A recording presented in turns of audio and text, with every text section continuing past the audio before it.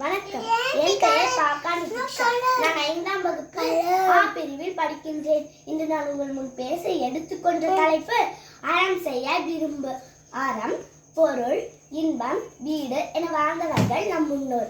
வாரி கொடுத்த வள்ளல்கள் பலர் வாழ்ந்து புண்ணிய பூமி இது. அன்பும் அருளும் தான் வாழ்க்கையின் பண்பும் பயனும் என்றார் வள்ளுவர். மக்கள் தொண்டில் மகேசன் தொண்டு அல்லவா? முதலேழு, இடையேழு, கடையேழு வள்ளல்களை கொண்டது நம் தமிழகம். வல்விலோரி வள்ளல்கள் கடையேழு வள்ளல்கள் ஆவார்.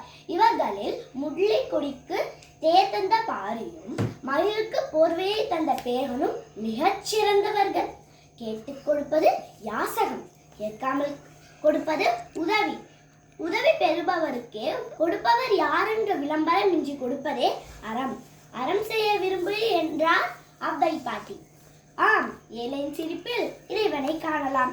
அறத்தான் வருவதே இன்பம், மற்றவற்றால் புறத்த புகழும் இல என்றார் வள்ளுவர். அறச்செயல்களை செய்தால் கிடைப்பது இன்பம், மற்றவற்றால் கிடைப்பது இன்பமும் இல்லை, புகழும் இல்லை. அறம் செய்வோம், வாழ்க்கையை அழகாக்குவோம். நன்றி.